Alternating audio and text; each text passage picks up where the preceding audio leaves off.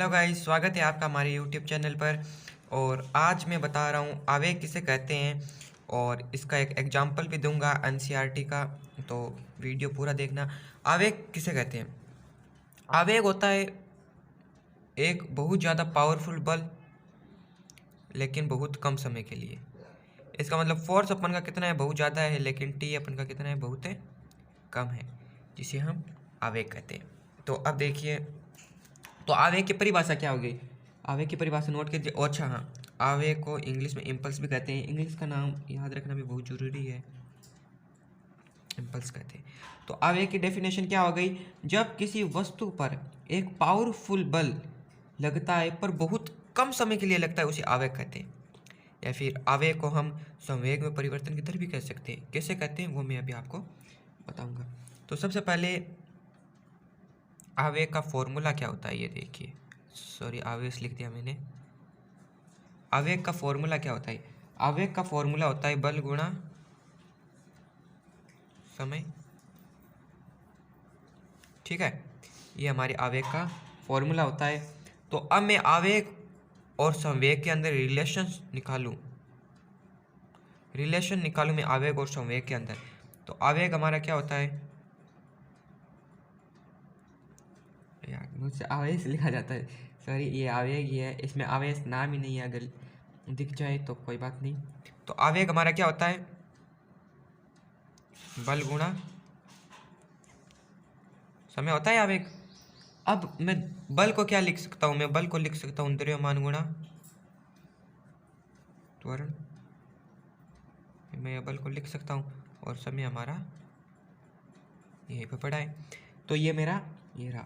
अब द्रव्यमान m हो गया, त्वरण a हो गया और समय क्या हो गया? t हो गया। रख दो, रख दिया भाई। अब क्या करें? अब देखो, हम त्वरण त्वरण किसे कहते हैं? वेग में परिवर्तन की दर को त्वरण कहते हैं। ये वेग में परिवर्तन, ये दर रही। दर बोले तो समय को कहते हैं, कितने समय के अंदर वेग में परिवर्तन हुआ। तो परिवर्तन बोले तो डेल्टा वी बोले तो v2 माइनस v1। इसके अंदर v2 इनमें से घटा देंगे, बट्टा समय आ जाएगा, तो परिवर्तन की दर हमें पता चल जाएगी, त्वरण हमारा आ जाएगा। तो ये हमारा हम क्या निकाल रहे हैं? हम निकाल रहे हैं आवेग और संवेग में रिलेशन निकाल रहे हैं। हमारा क्या आया? ये आ गया। इस टी से मैं इस टी को काट सकता हूँ, तो ये मेरा कितना आ गया? ये मेरा आ गया m v2 माइनस v1। ये इससे गुणा हो गया, ये दोनों तो कट गए, ये इससे गुणा हो गया। तो अब देखो, अब क्या होता है? चूंकि m गुणा v क्या होता है? m गुणा v क्या होता है? संवेग होता है। द्रव्यमान गुणा वेग क्या होता है? संवेग होता है।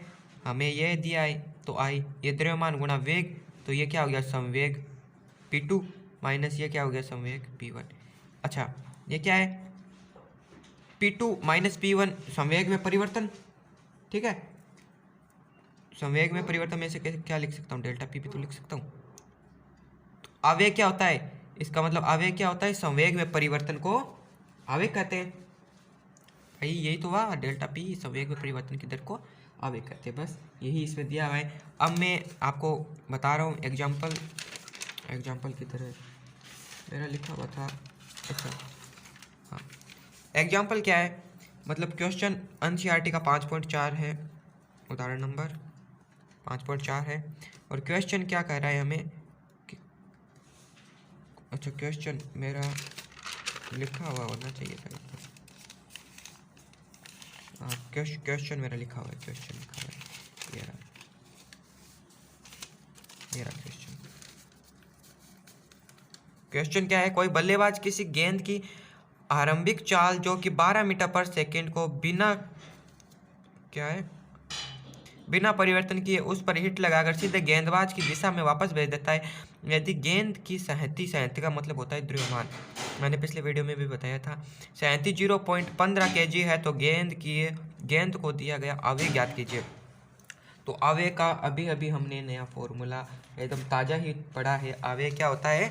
संवेग में परिवर्तन की दर को क्या कहते हैं? आवेग कहते हैं।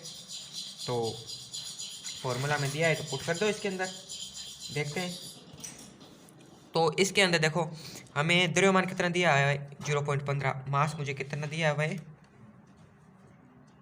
0.15 kg मुझे मास दिया हुआ इसका। अब क्या कर रहा है, इसके प्रारंभिक चाल बोले तो यू कितनी है 12 मीटर प्रति सेकंड को बिना परिवर्तन किए सीधे गेंदबाज की दिशा में वापस भेज देता है। इसका मतलब अंतिम वेग भी कितना हुआ 12। क्यों हुआ, क्योंकि बिना परिवर्तन किए बिना उसी दिशा में भेज देता है, तो वही हो गया। पर एक चीज ध्यान रखिए, बॉल आई, ठीक है, उधर वापस गई, चिन्ह किसका आएगा माइनस का आएगा ना। क्यों, क्योंकि जब इधर आए बिना वेग परिवर्तन के उसी की दिशा में भेज दिया, ये एक्स एक्सिस होता है, इधर प्लस का होता है इधर माइनस का होता है, तो वो किस में आएगा माइनस का आएगा। तो ये चीज़ का थोड़ा ध्यान रखना। तो आवेग कंपन का सूत्र क्या होता है डेल्टा पी, तो क्या हो जाएगा मेरा P F minus P I final minus initial. तो पी एफ को भी मैं क्या लिख सकता हूँ, ठीक है, इसको हम यू लिख देता हूँ। वी आया अंतिम वेग, यू आया प्रारंभिक वेग, ये इसका क्या है मास है दोनों का, ठीक है। तो आई बराबर हम निकाल लूँ मैं कॉमन, वी माइनस यू आया मेरा, आई बराबर मास मुझे कितना गिवन है 0.15 गिवन है, और वी कितना है 12 है, माइनस और ये माइनस का 12, क्योंकि दिशा का भी फर्क पड़ता है 0.15 और गुणा में कितना आ जाएगा 24, तो आवेग अपन का कितना निकल के आ गया 3.6।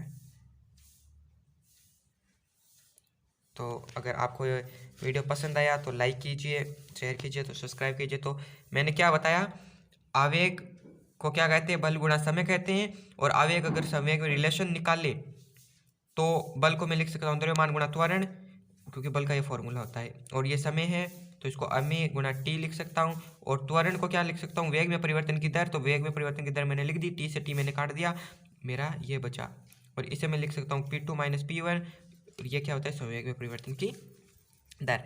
और ये अपन का सवाल था, जो कि सवाल मैंने कर दिया। द्रव्यमान हमें 0.15 kg दे रखा है, प्रारंभिक वेग यू है, अंतिम वेग भी 12 है, क्योंकि बिना परिवर्तन किए बिना भेज दिया है, लेकिन उल्टी दिशा में। तो आवेग का ये अपन का फॉर्मूला होता है, इसके अंदर वैल्यू पुट कर दी और कुछ नहीं है, सिंपल सा क्वेश्चन है। अगर अच्छा लगा तो लाइक कीजिए, सब्सक्राइब कीजिए, थैंक यू।